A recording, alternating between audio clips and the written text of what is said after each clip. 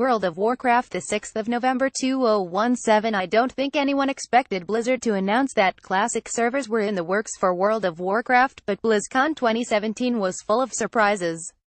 Blizzard have been notorious for closing down fan-run private servers for vanilla WoW and refusing to offer an alternative for years, but after the storied shutdown of Nostalrius, it appears the Warcraft team have caved to demand and are looking into offering a 2004 flavored experience. Sticking with modern-day WoW, get caught up on the next expansion, Battle for Azeroth. But rosette-tinted glasses have a habit of brushing aside glaring flaws. Should a player in 2017 who may only have started playing an expansion or two be excited by this nostalgic offering? World of Warcraft's been going for well over 10 years at this point, and the game as it stands in 2017 is near unrecognizable when compared to what it looked like back in 2004. The structure, the world, classes, and characters have changed dramatically in a decade, for better and for worse, and it is important with the development of an official classic server to know what a new player is in for. Naturally, there are people nostalgic for what they see as the good old days, but vanilla wasn't entirely the rosy experience they recall. For starters, World of Warcraft Classic's world is rather barren.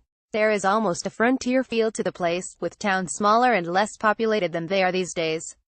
Hidden valleys and clearings reveal traders tucked in the corners of the world, vital but obscured supply points for when traveling back to town carries grave risks. The Cataclysm tore apart the old world, but rebuilt it with more structure and direction.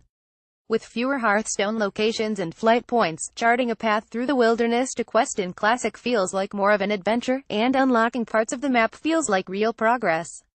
Beasts and monsters are deadlier than in the current game, too, adding to the sense of excitement and danger gained from traveling the world. When you have leveled up and reached the furthest regions of the world, you truly feel the scale of your journey and a sense of conquering a dangerous land.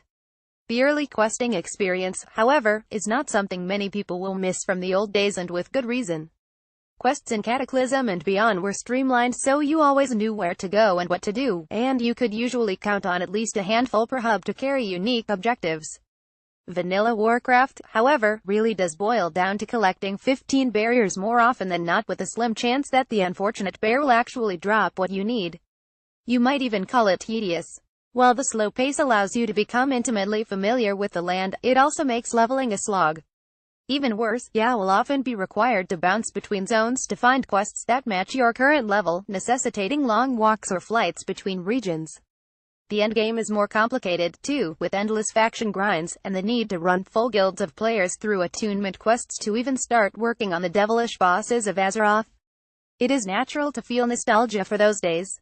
That is because of the sheer amount of time needed to invest, the fact that every achievement felt hard fought for, and every level properly earned. But World of Warcraft has become a game that wants you to see everything immediately. Every raid can be done through matchmaking, and reached instantly, so it is hard to imagine going back to lengthy attunements and the sheer logistical struggle of getting 40 properly geared raiders together weekly. The value of classic servers will come down to what Blizzard want to prioritize with this intriguing experiment. Is the aim to conjure up players' fond recollections from the old days, or recreate the full grind of Warcraft's past?